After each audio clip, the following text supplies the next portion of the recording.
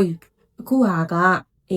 AI ဆိုပြီးတော့ပြောနေကြတယ်ပေါ့နော်ပြောနေကြတယ်ပြောတဲ့အချိန်မှာငါတို့ဒီ Gemini ကိုတောင်းရမှာလား ChatGPT ကိုတောင်းရမှာလားဆိုပြီးတော့ဟိုလိုမျိုးစဉ်းစားခက်တယ်ကွာပြီးတော့ပတ်စံကုန်မှာဆိုလို့ဒီ Gemini ကိုဝယ်တော့ကောင်းမလား ChatGPT ကိုဝယ်တော့ရမှာလားစဉ်းစားလို့မရဘူးပေါ့နော်အဲ့ကကြတော့ဒီ ChatGPT ရဲ့အားသာချက် Gemini ရဲ့အားသာချက်အားနည်းချက်အားသာချက်လေးတွေကိုတစ်ချက်ပြောပြပေးပါလား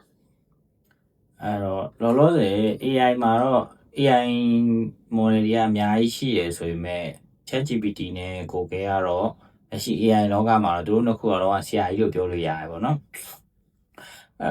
ChatGPT ကတော့ဒီ AI လောကမှာပထမဆုံးစပြီးဟောက်တဲ့လူလို့တော့ပြောလို့ရပါတယ်သူနဲ့ပဲလူတော်များများ AI ဆိုတာနဲ့ ChatGPT လောက်ကိုပဲတီးကြလောက်တဲ့အထိကိုဖြစ်နေကြတယ်ခုနောက်ပိုင်းမှာလာပဲ AI သုံးရမယ်ဘာညာတွေဖြစ်လာကြတယ်နော်အဲ့တော့ChatGPT ကဘယ်နေရာတွေကောင်းလဲဆိုတော့ရင်ကနေကသူကအမေးဖြေလုပ်တဲ့နေရာတွေမှာတော်တော်ကောင်းတယ်ပြီးလို့ရှိရင်သူက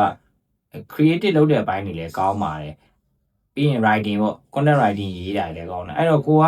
content writing လုပ်ချင်တာတွေ email ရေးချင်တာတွေ video script တွေဟုတ်တယ်မလားဒီလို video ရိုက်မဲ့ဟာတွေဒီလို video ရိုက်မယ်ဆိုရင် script ထုတ်ခိုင်းတာတွေပဲကြိုပြီးတော့အဲ့လိုမျိုးဆိုလို့ရှိရင် ChatGPT ကကောင်းတယ်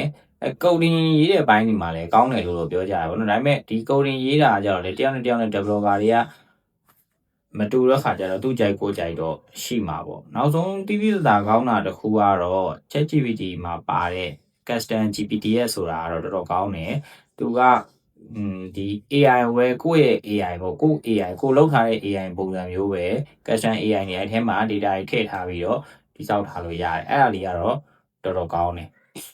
အဲ့တော့ Gemini ကိုပြောရမယ်ဆိုလို့ရှိရင် Gemini ရဲ့အဓိကအားသာချက်ကသူက Google ကထုတ်တာဖြစ်တဲ့အတွက်သူ Google Search နဲ့လည်းချိန်ထားတယ်အဲ့တော့ဒီ real time information မှာသူ Gemini က Google Search ကနေပြီးတော့မေးလိုက်တဲ့အချက်အလက်တွေ data တွေမှန်သမျှကိုပို့ပြီးသူကမြန်ဆန်ဆန်နဲ့မှန်ကန်ပို့ပြီးတော့ရှာနိုင်တယ်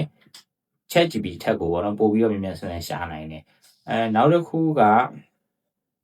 Google product တွေထဲမှာသူက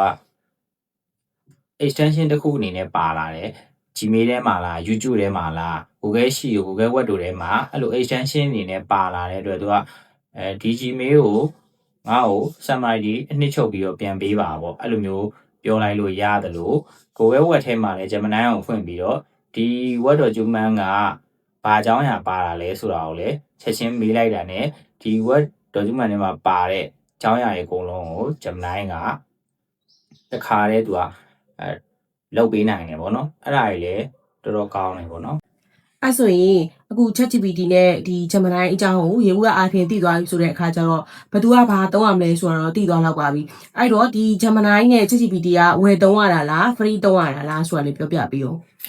အဲ့တော့ဘယ်ဟာကိုသုံးမလဲဆိုတာကြတော့လေခုနပြောထားတဲ့အချက်လက်တွေပေါ်မူတည်ပြီးတော့ကိုယ်လုပ်ငန်းပေါ်မှာမူတည်ပြီးရွေးရမယ်လေကိုက content creation လုပ်မှာလားခုနကတော့ script တွေရေးရလို့လား email တွေကိုပဲနေ့စဉ်ပြန်နေရတဲ့လူမျိုးတွေလားဗောနော်ပြီးရင် creation လုပ်ရတာကြိုက်တဲ့လူလား coding တွေလုပ်တဲ့လူလားဒါဆိုလို့ရှိရင်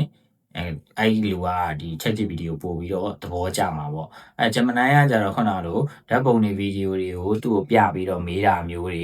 ပြီးတော့ဒီ Google Word တွေ Google application တွေသုံးတာများတဲ့လူတွေဆိုလို့ရှိရင် Gemini ကိုပို့ပြီးတော့ကြိုက်မယ်လို့ထင်တယ်အဲ့တော့နှစ်ခုလုံးကတော့ free သုံးလို့ရတယ်ဒါပေမဲ့ free မှာလည်း free ကန့်သက်ချက်တွေရှိရပေါ့နော်အဲ့တော့နှစ်ခုလုံးရဲ့ free ကိုသုံးပြီးတော့ကိုကြိုက်တဲ့ဟာကိုပြီးရင်ရွေးပေါ့အဲ့လိုမျိုးလုပ်လို့ရတယ်